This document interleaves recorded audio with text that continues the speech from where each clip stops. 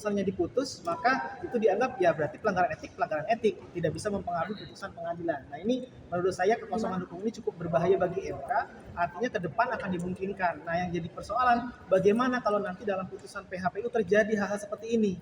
Apakah kemudian ini akan dibiarkan juga terjadi pelanggaran-pelanggaran kecurangan seperti itu? Nah ini menjadi khawatir karena nanti MK bisa menempatkan diri pada kecurangan yang bersifat TSM, terstruktur, sistematis dan masif, yang sebelumnya berlaku hanya ke KPU, ini juga nanti bisa dikaitkan berlaku juga untuk MK gitu, karena dia sifatnya terstruktur gitu kan, karena penyelesaian hasil pemilu. Yang kedua, MK sebenarnya sudah mengakui bahwa putusan 90 itu keliru karena untuk tingkat wali kota jenjangnya masih sangat jauh dari presiden. Itu diakui oleh MK. Tapi kemudian dilempar ke pembentuk undang-undang.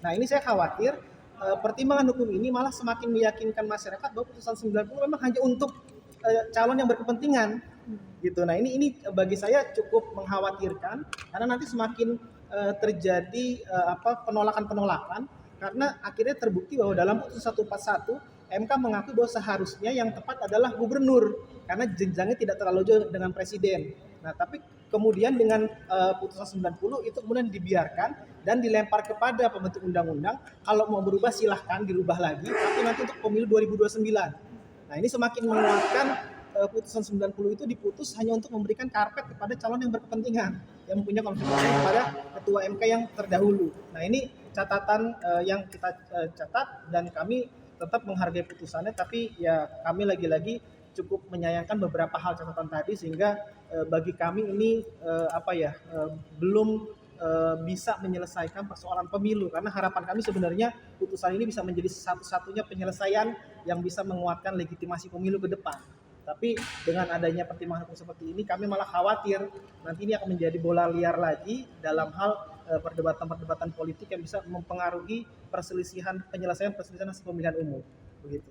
Iya, artinya kalau dalam proses kita sih sebenarnya sudah selesai sampai di sini karena kami pemohon juga sebagai mahasiswa tidak punya kepentingan apapun dalam hal secara politik, hanya ingin menguatkan legitimasi pemilu agar tidak terjadi pemilu yang cacat hukum, dan kalau untuk upaya ke pembentuk undang-undang tentunya ini kan juga kalaupun kita lakukan sekarang juga percuma karena dianggap kalaupun pembentuk undang-undang akan merubahnya itu hanya bisa berlaku untuk pemilu 2029.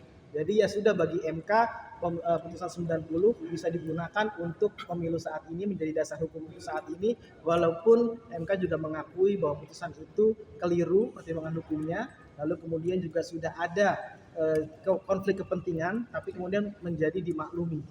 Kalau saya melihat dalam putusan ini sudah menjawab semua